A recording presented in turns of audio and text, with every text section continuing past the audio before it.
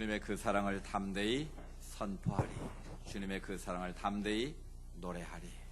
우리의 삶의 고백이 되었으면 좋겠습니다. 추석 명절 잘 보내셨습니까? 보름달처럼 더 후원해신 것 같습니다. 한번 인사하겠습니다. 풍성한 해가 넘치길 빕니다. 풍성한 결실의 계절에 주님의 은혜와 평강, 여러분의 삶 가운데 더 풍성하게 넘치기를 축복합니다. 지난주에는 복음은 고난 속에 피어나는 꽃과 같은 것이다 라는 말씀을 드렸습니다. 기독교 2000년 역사상 적어도 7천만 명 이상이 예수 그리스도의 복음을 전하다가 믿다가 죽었다는 말씀을 드렸습니다. 이 땅에 적어도 20만 명 정도의 예수님 때문에 죽은 순교의 피가 흐르고 있다는 말씀도 드렸습니다. 그리고 지금 이 순간에도 전 세계 곳곳에서 예수의 복음 때문에 적어도 매년 5만 5천 명에서 10만 명의 사람들이 죽어가고 있다는 말씀도 드렸습니다. 왜 이렇게 기독교 역사는 피의 역사고 순교의 역사와 같은데 이 복음은 그렇게 고난 속에 피어나는가라는 말씀을 지난주 나눴습니다. 요약하면 그 이유는 무엇이었습니까? 우리가 예수의 복음을 전하면 필연적으로 고난을 받게 되는데 그 이유는 바로 영적인 싸움이기 때문이다라는 말씀을 드렸습니다. 예수님을 알지 못하는 자들은 누구의 자녀입니까? 우리가 영적으로 보면 어둠의 자녀들입니다. 마귀의 자녀들입니다. 에베소 2장에 보면 공중의 권세를 잡고 있는 이 마귀와 사단의 세력의 종노릇을 하고 있는 자들입니다. 그들에게 복음을 전한다는 것은 마귀의 자식들을 어디로 데리고 오는 거예요? 하나님의 자녀로, 하나님 나라로 이끌어오는 겁니다. 그러니까 마땅히 그곳에는 영적인 싸움이 벌어지게 되고 그 싸움에서 치열한 아픔이 있고 고통이 있고 희생이 지불될 수밖에 없다라는 것을 말씀드렸습니다. 두 번째로 불신자는 자기 의를 가지고 살기 때문에 핍박할 수밖에 없다고 말씀드렸습니다. 사람들은 다 자기 의에 빠져 삽니다. 내가 그래도 너보다는 바르게 살지, 비교 우위를 점하려고 한다라는 거죠. 그래서 나는 바르게 살고 의롭게 사는데 왜 나보고 죄인이냐고 말하냐는 겁니다. 그래서 사람들은 죄인이라는 말을 굉장히 싫어합니다. 그런데 기독교의 복음의 핵심은 우리는 하나님 앞에 다 죄인임을 고백함으로 시작하는 것이죠. 의인은 없나니 한 사람도 없다는 것이 성경의 말씀입니다. 그런데 너는 죄인이야 라고 말하면 사람들은 당연히 거기에 거부감을 가질 수밖에 없고 그것을 싫어한다라는 거예요. 그래서 이사야 64장 6절에 보면 인간의 의인은 더러운 옷과 같다 그렇게 표현했습니다. 우리가 아무리 깨끗하게 옷을 세탁해 입어도 입고 다니면 더러워지는 것처럼 우리 인간의 의인은 시간이 지날수록 더러워질 수밖에 없는 옷과 같은 존재다라는 것입니다. 그런데 자기에 대해서 의롭다고 자기 스스로 인정하는데 그것에 대해서 죄인이라고 말하면 당연히 거부하고 핍박할 수밖에 없다는 것이죠. 세 번째는 절대 진리를 전하기 때문에 핍박을 받을 수밖에 없다고 말씀드렸습니다. 우리는 상대적인 진리를 말하는 것이 아닙니다. 오직 예수 그리스도를 통해서 얻는 구원을 우리는 선포합니다. 내 세상 사람들은 종교 다원주의 사고에 빠져 있습니다. 다양한 종교가 있는데 그 중에 하나쯤으로 예수교를 생각하고 있다는 것입니다. 그런데 우리는 오직 예수님만이 구원의 길임을 선포하고 있기 때문에 그 복음을 전하면 배타적이다, 독선적이다, 이기적이다라는 핍박을 받을 수밖에 없다라는 거예요. 네, 여러분, 기독교의 복음은 절대 진리는 배타적이고 독선적일 수밖에 없다는 거 여러분 기억하셔야 됩니다. 예를 들어서 학교 선생님이 시험을 치는데 사지선장으로 문제를 냈습니다. 정답은 하나입니다. 근데 선생님이 오답을 쓰는 아이들이 많으니까 내가 오늘은 특별히 선심서가 틀린 답도 맞게 해줘야겠다. 그래서 1번이 정답인데 3번, 4번 써서 정답으로 인정하면 그게 포용적이고 좋은 사람입니까? 그때는 배타적인 것이 정답입니다. 오히려 독선적인 것이 정답일 수도 있다라는 거예요. 진리가 아닌 것을 진리인 것처럼 포장하고 달려오는 이단 사이비 세력들을 우리가 포용해야 되는가? 아니라는 것이죠. 그것은 목숨 걸고라도 막아야 한다라는 것입니다.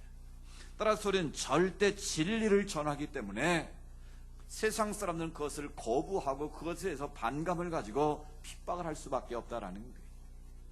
여러분, 명품에는 반드시 뭐가 따라옵니까? 짝퉁이 따라옵니다. 근데 동대문 시장의 패션 옷이 짝퉁이 생길까요? 안 생길까요? 그거는 안 생깁니다. 왜요? 명품이 아니기 때문에 그런 거예요. 정말 세상 사람들이 부원하는 명품은 어떻게 해서라도 그것을 모방해서 나도 들고 싶다는 생각이 갔기 때문에 수많은 짝퉁들이 나오게 돼 있는 거예요. 여러분, 불교의 짝퉁 종교 보셨습니까? 천주교의 짝퉁 종교 보셨습니까? 오직 기독교의 복음만이 수많은 이단 사이비들이 나오고 있다는 거예요. 왜 그럴까요? 기독교의 복음이 참 진리이기 때문에 그것을 빙자해서 이단 사이비들이 그렇게 많이 나오는 거예요. 그걸 뒤집으면 기독교만이 참 진리임을 역사가 세상에 반증하고 있다고 보시면 되겠습니다. 그래서 예수의 복음이 전달되는 곳마다 영적 전쟁이 벌어지고 자기 의가 아닌 하나님의 의가 선포되어지고 절대 진리를 선포하게 핍박을 받고 고난을 받고 죽임을 당하기도 하는 그런 순교의 역사가 2000년 동안 계속되고 있다는 거예요. 그래서 물이 바다를 덮고까지 여호와의 영광이 가득한 그날이 이를 때까지 주님이 재림주로 이 땅에 오셔서 온 우주 만물을 그분의 발 앞에 무릎 꿇게 하고 심판하실 때까지는 이런 영적 전쟁과 싸움은 계속될 것이라는 것. 예수 믿는 자들이 고난받고 핍박받고 죽임당하는 일은 앞으로도 계속될 것이다 라는 사실입니다. 그러면 여러분, 이런 지난 2000년 동안 그렇게 핍박을 받았고 많은 사람들이 피를 흘렸고 죽어가고 있음에도 불구하고 왜 기독교의 복음은 사라지지 않고 왜 없어지지 않고 계속 불길이 타오르고 있느냐라는 거예요. 이런 세상의 모든 것은요, 그렇게 핍박하고 억압하고 누르면 결국은 사라지게 되어 있습니다. 포기하게 되어 있습니다. 이 상담하게 보면 혐오요법이라는 게 있어요. 잘못된 중독이라든지 버릇이나 습관이 있을 때 그것을 바르게 고치기 위해서 하는 치료요법이 바로 혐오요법이라는 것이 있습니다. 인권유리다 그래서 반발하는 분도 많이 계신데요. 쉽게 예를 들면 이런 겁니다. 어린아이가 뜨거운 것에 자꾸 관심을 가고 만지려고 하면 실제로 전기타령 같은 걸 살짝 뜨겁게 살에 대는 거예요. 그럼 어떻게 될까요? 그 뜨거움의 충격이 너무 크기 때문에 그 다음부터 다시는 뜨거운 것에 얼씬도 안 하는 일종의 혐오요법입니다. 요즘 담배값 인상 때문에 아주 세상이 시끄러운 것 같아요. 말들이 많은 것 같아요. 그런 담배값 인상에서 기분 나쁘신 분 있습니까? 속상한 분 계세요? 담배를 다 안 피우시기 때문에 속상할 것 하나도 없을 것 같습니다. 여러분, 그래서 앞으로의 담배값에 우리나라도 이제 지금 돼 있는지 안 되는지 모르겠는데 의무적으로 이제 그렇게 해야 됩니다. 담배값에 금연에 대한 그 문구는 반드시 넣어야 되고 건강에 해롭다는 문구도 넣어야 되지만 앞으로는 사진을 게시하게 되어 있습니다. 이미 다른 나라는 다 시행하고 있습니다. 그래서 담배를 많이 피워가지고 폐암에 걸려서 폐가 새카맣게 타서 죽은 그 폐암 사진을 담배가게에다 붙여놓고요. 아니면 담배 피우다가 완전 혼수 상태가 돼가지고 변형된 그런 죽어가는 사람의 모습을 담배값에 이제 그려놓게 되어 있습니다. 무슨 말입니까? 너 담배 피우면 이렇게 죽을 수 있어. 그러니까 피우지 마. 이 혐오요법을 써가지고 덜 피우도록 보건복지부에 그렇게 법으로 만들어 놓고 있습니다. 여러분, 그쯤 되면 큰 배짱 아니면 피우기가 쉽지 않지 않겠습니까? 그러니까 그렇게 좋지 않은 거를 왜 그렇게 피우려 하는지 모르겠는데 여러분, 혹시 여러분 가운데도 아직 끊지 못하신 분이 있으면 그거 내 힘으로 내 능력으로 안 됩니다. 여러분, 성령 받으면 예수님의 권세하면 싹 끊어질 줄로 믿습니다. 자꾸 담배를 사모하지 말고 주의 말씀을 사모하십시오.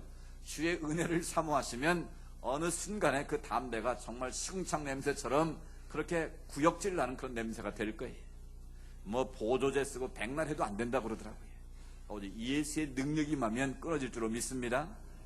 그러니까 혐오요법을 쓰면 사람들이 질색을 하고 도망치고 안 한다라는 거예요. 그런데 예수 그리스도의 복음은 지난 2000년 동안 그렇게 모질기게 밟고 죽이고 그 사람들을 처형했음에도 불구하고 오히려 밟으면 자라는 잡초처럼 그렇게 더 왕성하게 자라고 있다라는 거예요. 지금까지 수많은 사람이 죽었음에도 전 세계 인구의 얼마가요? 적어도 4분의 1 이상, 3분의 1 정도가 예수를 그리스도로 고백하고 있다는 사실입니다. 언제 주님이 다시 오신다고 그랬습니까?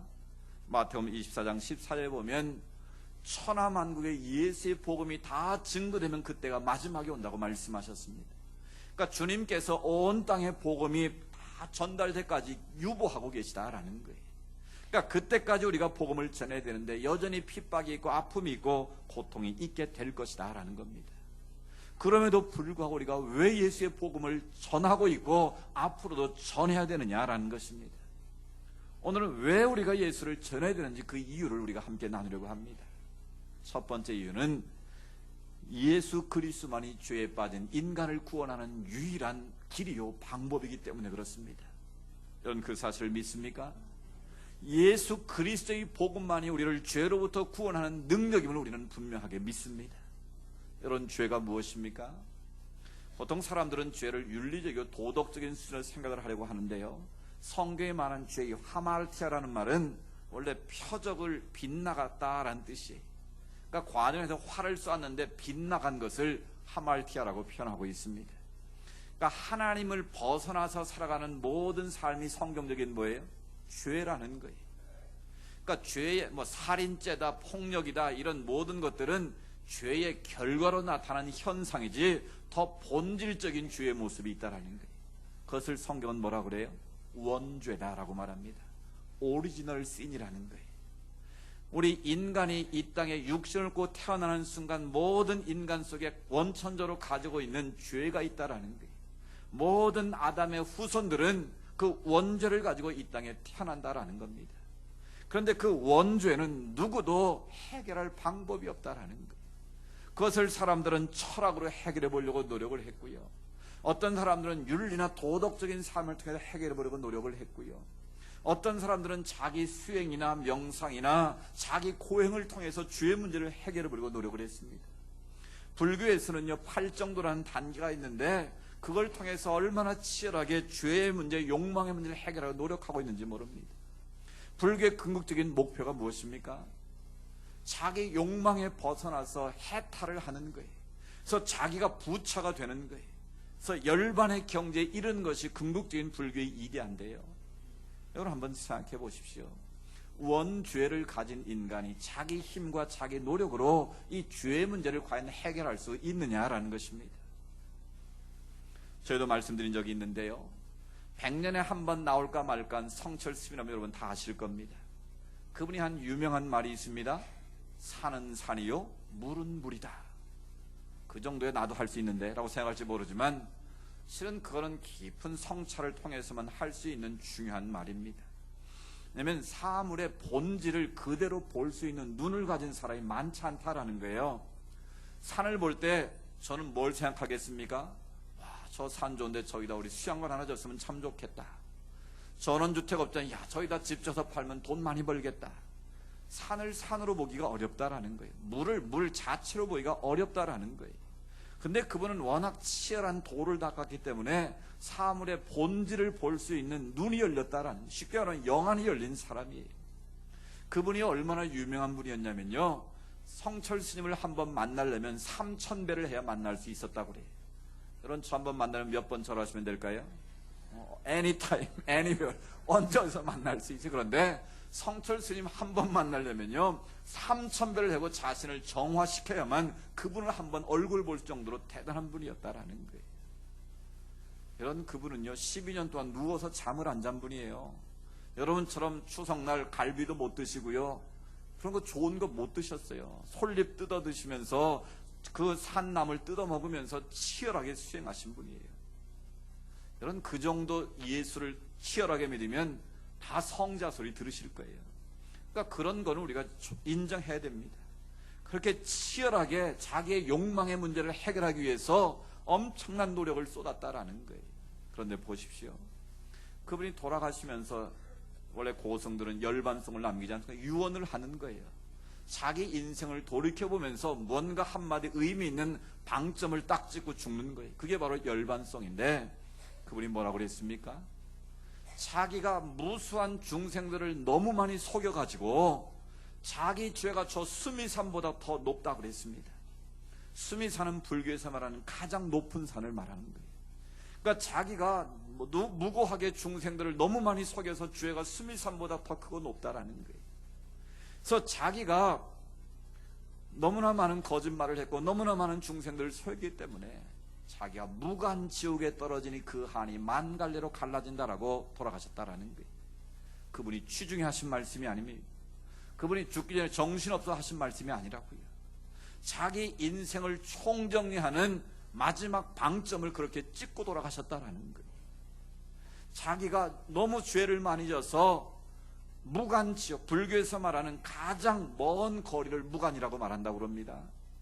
그 무간지역에 떨어지니 자기 한이 만갈래로 갈라져서 말로 표현할 수 없다라는 거예요. 이런 그렇게 치열하게 도를 닦으신 분이, 그분의 마지막 유언의 말씀이 바로 내가 죄를 많이 져서 무간지옥에 떨어진다고 스스로 고백하고 돌아가셨다면 이런 그분이 어디 가셨겠습니까? 그런 점에서 그분은 틀림없이 대단한 도를 깨달은 분임에 틀림이 없습니다. 뭘 말합니까? 우리 인간이 아무리 치열하게 도를 닦고 노력을 한들 우리 안에는 원죄를 씻을 수 있는 방법은 아무도 없다라는 거예요. 아무것도 없다라는 거예요. 오직 예수 그리스도의 십자가의 보혈만이 우리의 모든 죄를 사는 줄로 믿습니다. 왜 그렇습니까? 성경에 보면 피 흘림이 없이는 뭐가 없다고요? 죄 사함이 없다라고 분명히 말씀하십니다. 그래서 예수님 오시기 이전 구약시대에는 뭘 잡았습니까? 내가 죽어야 되는데 나를 대신해서 누가 죽습니까? 짐승이 죽은 거예요. 그래서 자기가 죄를 지면 제상 앞에 짐승을 끌고 옵니다. 흠없는 짐승을 끌고 와서 자기 죄를 다 고백하고 그 머리에 안수를 하고 기도를 하는 거예요. 그러면 그 짐승을 누가 잡습니까? 제상이 잡는 게 아니에요. 자기가 그 양을 끌고 온, 짐승을 끌고 온 사람이 제상이 보는 앞에서 목을 따는 거예요. 목을 따서 그 피를 받아서 제상에 주면 제사장은 그 피를 받아가지고 제단에 뿌리는 거예요. 그리고 아사셀 염소는 어떻게 합니까? 그 염소를 광에 보내기도 하고요. 그런 과정을 통해서 자신의 죄가 그 짐승의 피를 통해 용서했다고 믿었다라는 거예요. 그런데 그 피는 불완전한 피고 불완전한 제사였기 때문에 하나님께서 마침내 예수 그리스도를 이 땅에 보내셨다라는 것입니다. 그래서 세례 요한은 예수님을 세상 죄를 지고는 한 마리 어린 양이라고 표현을 했습니다. 우리의 죄값을 다 짊어지시고 예수님은 십자가에 달려 그렇게 피 흘리시고 죽으셨다라는 거예요. 마지막 물 한 방울 피 한 방울까지 다 쏟으시고 테텔레스타이, 내가 너희들의 모든 죄값을 완벽하게 지불했다라고 선언하시고 돌아가셨다라는 거예요. 이 땅에 어떤 상현도 우리의 죄 문제를 해결하기 위해서 피 한 방울 흘린 분이 아무도 없습니다. 그러나 오직 예수 그리스도는 우리의 모든 죄를 사하시려고 십자가에 달려 돌아가신 줄로 믿습니다. 그래서 예수 그리스도의 십자가와 부활의 사건을 믿는 자는 우리의 모든 죄를 용서받고 하나님의 자녀되는 권세를 얻게 되는 줄로 믿습니다. 피 흘림이 없이는 결코 죄 사함이 있을 수 없습니다. 오직 예수 그리스도의 보혈만이 우리의 모든 죄를 사할 수 있다는 걸 믿으시기 바랍니다. 그래서 우리가 십자가를 대할 때마다 저건 장식품이 아니라 내가 죽어야 할 그 자리인데 주님이 날 대신해 죽었구나는 걸 깨닫고 내 죄가 얼마나 큰 것인가를 깨닫고 나를 향한 하나님의 사랑이 얼마나 큰 것인가를 날마다 고백해야 한다라는 것이죠. 그것이 바로 십자가를 통해 오시는 하나님의 놀라운 복음인 것입니다. 그래서 사도행전 4장 10절에 말씀합니다. 같이 한번 읽어보실까요? 다른 이로서는 구원받을 수 없나니 구원받을 만한 다른 이름을 우리에게 주신 일이 없음이라 하였더라. 아멘. 천하 사람 가운데 구원받을 만한 다른 이름을 주신 적이 없다라고 분명히 말씀하십니다. 오직 예수 그리스도의 십자가의 보혈만이 우리의 모든 죄를 용서하고 우리를 구원할 수 있다는 겁니다. 로마서 10장 13절에 누구든지 주의 이름을 부르는 자는 구원을 받으리라 말씀하십니다. 구원은 내 행위로 얻는 것이 아닙니다. 구원은 하나님께서 무조건적으로 베푸시는 은혜인 줄로 믿습니다. 그래서 구원은 항상 받으라로 말씀하고 있지 얻으라로 말씀하고 있지 않다라는 거예요. 사도행전 16장 30절에 보면 주 예수를 믿으라 그리하면 너와 내 집이 구원을 받으리라 분명히 말씀하고 있습니다. 오직 예수 그리스도만이 우리의 모든 죄로부터 우리를 자유케 하는 능력이기에 우리는 예수 그리스도를 전할 수밖에 없는 것입니다. 우리의 모든 인생의 생로병사가 다 어디서부터 올까요? 바로 죄로부터 오는 것입니다. 물론 하나님께서 주의 영광을 나타내기 위해서 질병을 주기도 하지만 대부분은 우리의 죄로부터 질병이 온다는 것입니다. 가난의 문제도 우리 인간의 탐욕으로 인해서 오히려 그것이 우리를 가난하게 만들기도 한다는 겁니다. 우리의 모든 악함과 우리의 모든 폭력과 살인과 모든 세상적인 것들이 다 어디서부터 오는가? 결국 본질로 찾아가면 바로 죄 때문이라는 거예요. 따라서 우리는 죄를 두려워할 줄 알아야 됩니다. 죄에 대한 분명한 경각심을 가지고 있어야 합니다. 죄는 전염성이 있습니다. 죄는 점점 확산되기 때문에 그렇습니다. 그래서 날마다 우리가 죄에 대한 경각심을 가질 뿐만 아니라 예수 그리스도의 십자가의 보혈로 날마다 나를 무장해서 죄를 이길 때 우리는 세상을 이길 수 있는 힘과 능력이 우리 가운데 임하는 줄로 믿습니다. 예수 그리스도의 보혈만이 우리의 모든 죄를 정결하게 하고 우리의 모든 삶을 새롭게 하는 능력이 있기에 우리는 예수 그리스도의 복음을 전해야 하는 것입니다. 두 번째로 왜 우리가 예수를 전해야 되는가? 예수님 말이 우리 인생을 변화시키는 유일한 길이기 때문에 그렇습니다. 믿으십니까? 고린도서 5장 17절에 보면 그런즉 누구든지 그리스도 안에 있으면 in Christ 예수님 안에 붙어 있으면 어떻게 된다고요? New creation, 새로운 new being, 새로운 존재로 거듭나게 된다라는 거예요. 우리 안에는 옛사람의 모습은 사라지고 우리 안에 새로운 하나님의 사람으로 우리가 변화된다라는 것이죠. 이것을 요한복음에는 born again, 거듭났다라고 표현합니다. 니고데모가 한밤중에 예수님을 찾아오지 않습니까? 오늘날의 국회의원에 해당되는 높은 지위를 가진 사람이에요. 근데 그 마음속에 세상에 권력이 있고 세상 모든 것 다 가졌는데 만족함이 없었다라는 거예요. 그래서 내가 어떻게 하면 하나님 나라에 갈 수 있느냐? 내가 어떻게 하면 거듭난 자가 될 수 있느냐?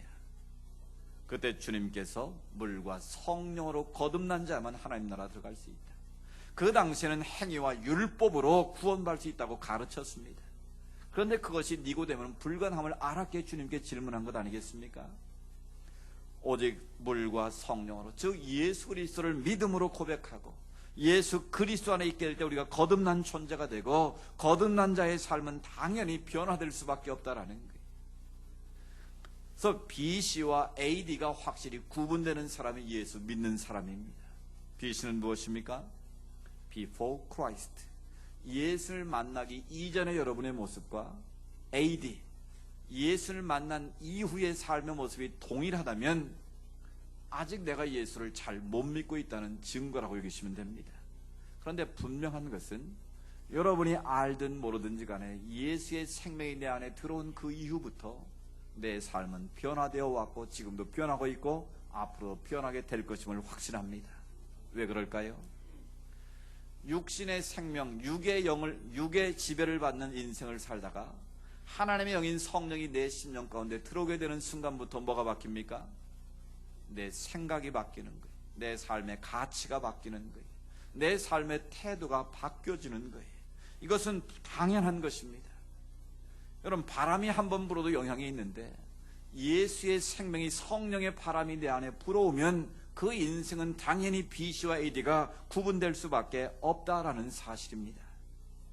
그런데 여전히 내 삶의 BC와 AD가 똑같다 그러면 그건 있을 수도 없을 뿐만 아니라 그렇게 돼서도 안 된다라는 것입니다.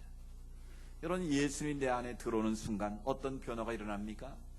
가장 중요한 변화는 두 가지인데요. 내 인생에 뭐가 바뀌는 거예요?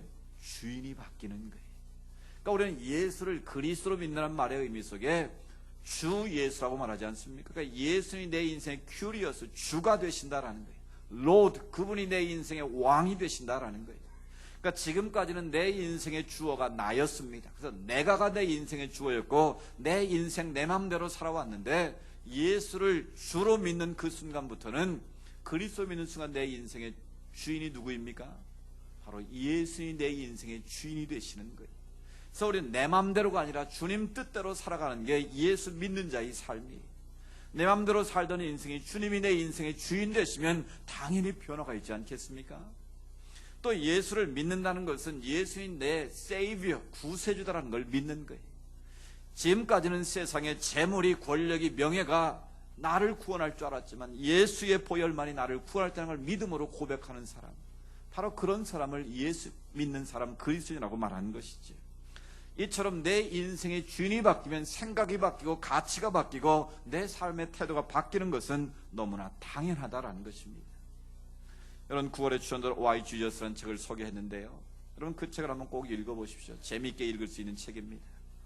MBC 앵커였던 조정민 씨가 40년 동안 그는 불자로서 굉장히 신실한 자였습니다.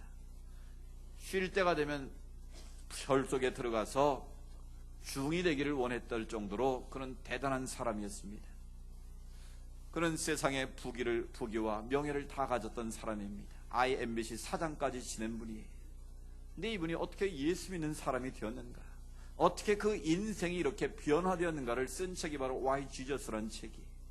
세상 사람들에게 내가 왜 그런 세상의 좋은 지위에서 그런 지위와 권력과 재물 다 내려놓고 예수 믿는 목사가 되었는가를 밝힌 책이 바로 Why Jesus라는 책이에요. 그는 거기서 분명히 말하고 있습니다. 기독교는 종교가 아니다. 내가 종교였다면 굳이 불교에서 기독교로 개종할 이유가 없었다라고 분명히 말하고 있습니다. 세상의 모든 종교는 자기 행위로 자기 노력으로 구원을 받으려고 하는데 결코 그것이 될 수 없다는 걸 자기는 깨달았다라는 거예요. 그 책 내용 가운데 보면 앞에 부분에 재미있는 말이 나오는데, 하나님 나라는 no mileage, no credit, no point라는 표현이 있습니다. 보셨죠? 읽으신 분들. 그러니까 우리는 마일리지를 많이 쌓으면 그 마일리지를 가지고 뭔가를 할 수 있지 않습니까? 하고자 하는 거를. 은행이나 모든 물건할 때 포인트를 쌓으면 그 포인트만큼 우리가 쓸 수 있잖아요. 크레딧이 쌓이면 그 신용을 가지고 우리가 돈도 빌리고 많은 일을 할 수 있지 않습니까? 근데 예수 믿는 거는 그게 아니라는 거예요. 세상의 모든 종교는 자기 크레딧을 쌓아서 뭔가를 얻을 수 있는 것처럼 착각하는데 그게 바로 종교라는 거예요. 근데 기독교는 적어도 종교가 아니라는 걸 깨달았다라는 거예요. 자기 부인이 너무 열심히 예수를 믿고 새벽 예배까지 다녀가지고 꼴 보기 싫어가지고 저게 바람이 났나 딴짓을 하나 그게 궁금해가지고 교회를 찾아갔다라는 거예요. 새벽에. 근데 가서 보니까 자기가 눈이 뒤집어졌다는 거예요. 보니까 완전히 환자들, 정신병자들이라는 거예요. 강대상에 나와서 기도하는 사람들은 완전 중증 환자고 그 회중석에 자기 부인 앉아서 그나마 좀 낫다라는 거예요. 그러니까 세상의 가치와 눈으로 보니까 도저히 이해가 안 되는 거죠. 방언 기도를 하고 막 울며 불며 손들고 기도하는데 도저히 자기 이해가 안 되더래요. 그런데 그 10년 가운데 성령이 임하니까 어느 순간 갑자기 자기가 죄인됨이 깨달아지고 눈물이 쏟아지고 주체할 수가 없어서 자기가 창피해서 그 자리를 뛰쳐나왔다라는 거예요. 여러분, 하나님의 은혜가 임하면요, 자기가 죄인됨을 철저하게 깨닫게 되는 거예요. 자기도 모르게 눈물이 쏟아지는 거예요.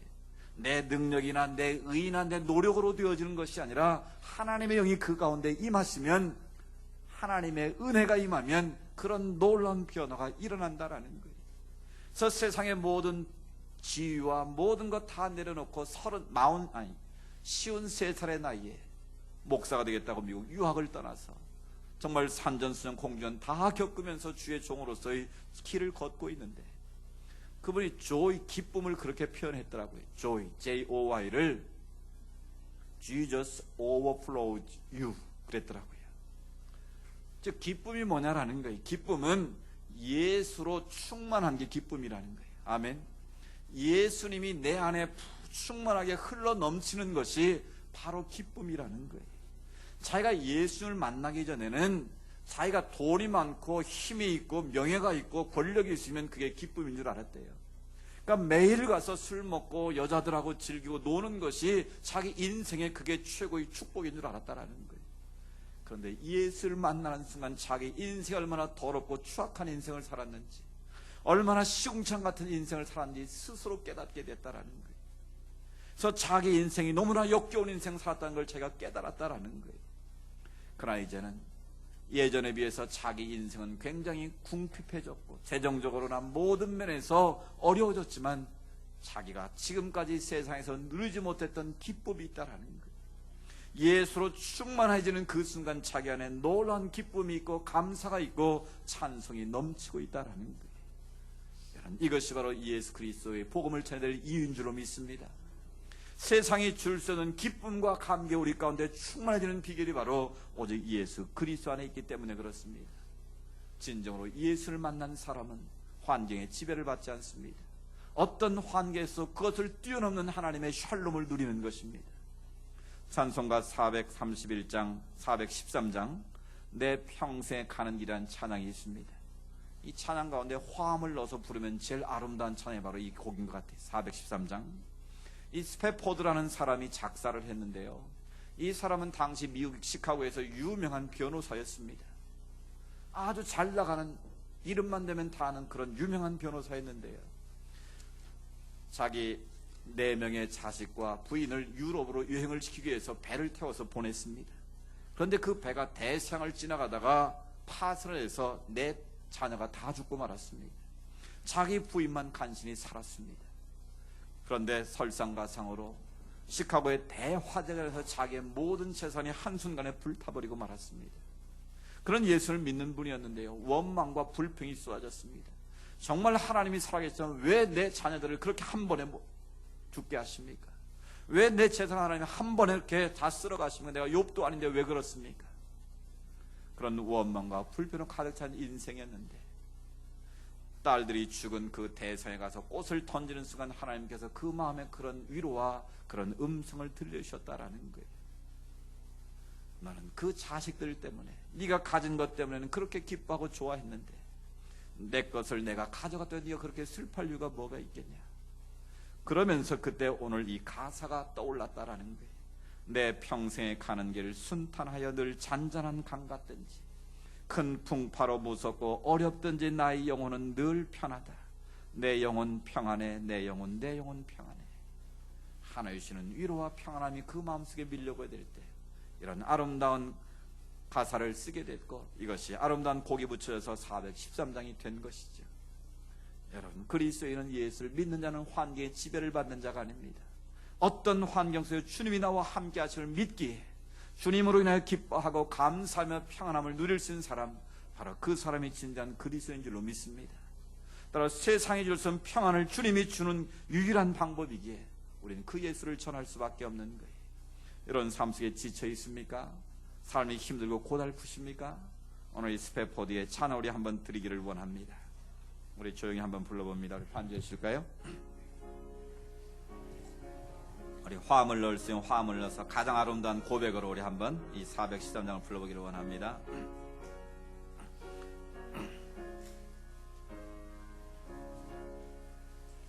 내 평생에 가는 길 순탄하여 늘 잔잔한 강 같든지, 큰 풍파로 무섭고 어렵든지 나의 영혼은 늘 편하다. 내 영혼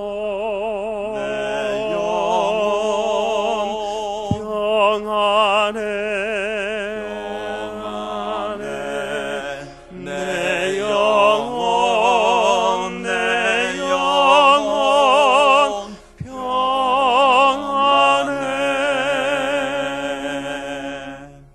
여러분, 정말 여러분 영혼이 평안하십니까? 아무리 큰 풍파가 밀려와도, 어떤 역경 속에 있어도 주님이 나와 함께 하심을 믿는다면 우리는 그 속에서 평안하는 줄로 믿습니다. 따라서 세상에 줄 수 없는 평안을 주고 세상이 바꿀 수 없는 사람을 바꾸는 그 힘이 바로 예수 그리스도 안에 있기에 우리는 그 복음을 더욱 힘써 전해야 될 줄로 믿습니다. 세 번째로, 주님이 가장 기뻐하시는 소원이기에 우리는 주의 복음을 증거해야 합니다. 주님의 마지막 소원은 바로 땅 끝까지 이르러 복음에 증인되는 일입니다. 디모데전서 2장 4절에 하나님은 모든 사람이 구원을 받으며 진리를 아는 데 이르기를 원하신다고 말씀하십니다. 하나님은 지구상에 존재하는 모든 72억 명의 사람들이 예수 믿고 구원받기를 원하시는 것이 아버지의 소원이라고 말씀하십니다. 요한복음 6장 39절 4절에 보면 나를 보내신의 뜻은 내게 주자는 내가 하나도 잃어버리지 않는 것이라고 말씀합니다. 마지막 날에 모든 사람을 다시 살리는 것이라고 말씀하십니다. 그러니까 아버지의 소원은 모든 사람들을 살려내는 것입니다. 그들이 예수로 구원받아서 하나님의 자녀로서의 삶을 살아가는 것입니다. 이것이 하나님의 소원이라면 우리가 하나님의 소원에 응답을 해야 되지 않겠습니까? 주님께서 나의 증인이 되었다고 말씀하신다면 우리가 그 일에 우리가 앞장서야 되지 않겠습니까? 바로 그 사명 감당하라고 우리에게 하늘과 땅의 권세를 주셨습니다. 여러분에게 이만큼 예배할 수 있는 건강 주셨고 믿음 주셨고 여러분의 가정도 주셨고 일터 주셨고 사업도 주신 줄로 믿습니다. 마지막으로 왜 복음을 전해야 되는가? 주님이 주시는 최고의 영광을 누릴 수 있는 비결이기 때문입니다. 다니엘서 12장 3절에 말씀합니다. 같이 읽어보실까요? 지혜 있는 자는 궁창의 빛과 같이 빛날 것이요 많은 사람을 옳은 대로 돌아오게 한 자는 별과 같이 영원토록 빛나리라. 아멘. 많은 사람을 옳은 대로 돌아오게 한 자, 진리의 길로 인도한 자는 별과 같이 영원토록 빛나리라. 아멘. 하나님 나라의 스타가 되는 비결은 바로 예수의 복음에 증인되는 것인 줄로 믿습니다. 비록 예수의 복음을 전 과정에 핍박이 있고 어려움이 있을 수 있습니다. 바울은 로마서 8장 18절에 말씀합니다. 현재의 고난은 나타날 영광과 장차 나타날 영광과 비교할 수 없도다. 아멘. 우리가 예수님 때문에 왕따를 당할 수 있습니다. 예수님 때문에 욕을 먹을 수 있고 고난당할 수 있습니다. 그러나 장차 주어질 하나님의 영광과 비교할 수 없는 큰 기쁨이 면류관이 우리 가운데 있게 될 줄로 믿습니다. 오늘 로마서 9장 1절 3절 말씀은 사도 바울의 유대인들을 향한 사랑의 고백입니다. 그에게는 큰 근심이 있었습니다. 그에게 마음에 그치지 않는 고통이 있었다고 말합니다. 그것은 양심을 걸고 내가 거짓됨이 없이 진실로 너에게 말하는 것이라고 강조를 하고 있습니다. 여러분의 근심은 무엇입니까? 여러분의 고통은 무엇입니까? 자녀 때문입니까? 직장 때문입니까? 사업 때문입니까? 미래에 대한 불안함 때문입니까? 오늘 바울은 차원이 다른 근심을 하고 있습니다. 차원이 다른 고통 속에 그가 있었다라는 것, 그게 뭡니까? 3절에 보면 나의 형제 곧 고륙의 친척을 위하여 내 자신이 저주를 받아 그리스도에게서 끊어질지라도 원하는 바로라. 아멘. 내 동족인 유대인들이 구원받을 수만 있다면, 내 친척들이 구원받을 수만 있다면 내가 저주를 받아서 그리스도에 끊어진다, 지옥가는 한이 있어도 나는 그렇게 되기를 원한다는 갈망을 품고 살았다라는 거예요. 앞에 8절에서 보면 그리스도 예수에게는 어떤 피조물도 결코 끊을 수 없다고 고백했던 사람입니다. 하나님의 사랑에서 끊을 수 없다고 고백했던 그가 유대인의 구원을 위해서라면, 자기 고륙의 친척을 위해서라면 내가 끊어지는 한이 있어 나는 그렇게 되기를 원한다라고 고백하고 있는 것입니다. 여러분의 진정한 마음의 근심은 무엇입니까? 고통은 무엇입니까? 오늘 다시 한번 이 사도 바울의 고백 앞에 우리가 반응할 수 있기를 원합니다. 나는 과연 우리 가족 가운데 믿지 않는 영혼을 위해서 하나님 앞에 그렇게 기도해 본 적이 있습니까? 내 친척을 위해서, 내 친구들을 위해서, 내 이웃들을 위해서 하나님, 내가 저주를 받아 지옥가나 있어 내 이 영혼 주님 앞에 세우기를 원합니다. 그런 간절함을 가지고 여러분 기도해 보셨습니까? 그런 마음으로 전도해 보셨습니까? 오늘 주님께서 우리에게 다시 한번 도전하십니다. 너희가 정말 예수를 사랑한다면, 너희가 정말 나를 사랑한다면 나를 위해서 복음의 증인이 될 수 있지 않겠니라고 우리에게 말씀하십니다. 로마서 10장 14절 15절에 말씀합니다. 전파는 자가 없이 어찌 들으리요? 라고 말씀하고 있습니다. 전하는 자가 없는데 어찌 복음을 들을 수 있겠습니까? 누군가가 나에게 복음을 전해 내가 예수가 구원받은 하나님의 자녀가 됐다면 이제는 내가 그 복음을 전하는 자가 되어야 될 줄로 믿습니다. 우리가 좋은 소식을 전하는 아름다운 발이 되어야 될 줄로 믿습니다. 왜 우리가 예수의 복음을 전해야 됩니까? 죄로부터 우리를 구원할 수 있는 유일한 길이기 때문에 그렇습니다. 우리 인생을 송두리째 바꿀 수 있는 것이 바로 예수의 복음이기 때문입니다. 하나님을 기쁘시게 하는 소원이기에, 또 하늘의 상급을 받는 하나님 나라의 스타가 될 수 있는 유일한 길이기에 우리는 복음을 힘써 전해야 될 줄로 믿습니다. 다시 우리에게 주시는 이 귀한 말씀을 마음에 품고 우리가 있는 그곳에서 아름다운 생명의 꽃을 피워낼 수 있는 축복의 통로가 될 수 있기를 주의 이름으로 축복합니다. 우리가 같이 한번 고백하기를 원합니다. 하나님, 내가 그렇게 쓰임받기를 원합니다. 내가 주님을 사랑한다고 하면서도 여전히 주님이 가장 기뻐하시는 소원을 외면하며 살 때가 많았습니다. 오늘 바울은 저주를 받아 끊어질지라도 고륙의 친척을 구원하기를 원했습니다. 하나님, 나에게도 그런 열망을 주십시오. 나에게도 그런 소원을 주십시오. 그래서 먼저 내 자신이 변화되게 하시고 내 자신이 하나님을 기쁘시게 하는 소원을 이루어드리는 삶이 될 수 있도록 하나님 나를 써주십시오. 우리 같이 한번 고백하기를 원합니다. 오자비로우신 아버지 하나님, 감사합니다. 우리가 무엇이간에 이토록 사랑하셔서 천사도 흠모하는 귀한 생명을 사는 귀한 사명을 맡겨주셨는지요. 아버지 예수 그리스도의 복음만이 우리를 죄로부터 구원할 수 있는 능력이요 우리의 삶을 변화시키는 능력이요 하나님을 기쁘시게 하는 유일한 길임을 깨달았습니다. 하나님의 상급을 받고 하나님 나라의 스타로서 별같이 빛날 수 있는 존재가 바로 하나님 나라의 복음을 전하는 자임을 깨달았습니다. 하나님, 내가 여기 있사오니 나를 써주십시오라고 했던 이사야 선지자처럼, 아버지는 오늘 사도 바울처럼 나의 탄력의 일과 주 예수께 받은 사명 하나님의 은혜의 복음전을 마치라면은 나의 생명자 기아 조금 더 교회했던 바울처럼 우리가 더 힘써 예수의 복음을 전하게 하셔서 이번 생명잔치를 통하여 형통케 하나님의 역사를 누리게 하여 주옵소서. 생명 열매를 맺게 하시고 치 열매를 맺게 하시고 형통 열매를 얻는 하나님의 놀라운 역사가 우리 가운데 나타나게 하여 주시옵소서. 하나님 아버지 감사합니다. 오늘 바울의 귀한 믿음의 고백을 들었습니다. 자신이 저주를 받아 끊어질지라도 고륙의 친척을 구원하기 위해서라면 내가 그렇게 되길 원한다는 영혼을 향한 갈망이 있었던 것처럼 우리의 그런 영혼의 갈망을 허락하여 주시기를 원합니다. 우리에게 영원한 죄로부터 우리를 자유케 하시는 능력이 복음에 있음을 믿습니다. 우리 인생을 송두리째 바꿀 수 있는 능력이 바로 복음에 있음을 믿습니다. 하나님이 가장 기뻐하시는 소원, 하늘의 별같이 빛날 수 있는 인생이 되는 비결이 바로 예수의 복음에 있음을 깨달아 싸우니 이 피 묻은 그리스도의 복음을 힘써 전하는 아름다운 발걸음들 다 되게 하여 주시옵소서. 그리고 주님 앞에 서는 날 잘했다 칭찬받는 하나님의 거룩한 백성들 되게 하여 주시옵소서. 그리고 이 땅에서 복을 받고 저 천국에서도 하늘의 상급과 멸관을 누릴 수 있는 거룩한 주의 백성들 되게 하옵소서. 거룩하신 예수님의 이름으로 기도드리옵나이다. 아멘. 우리 찬송가 499장 파승의 찬으로 같이 부르겠습니다.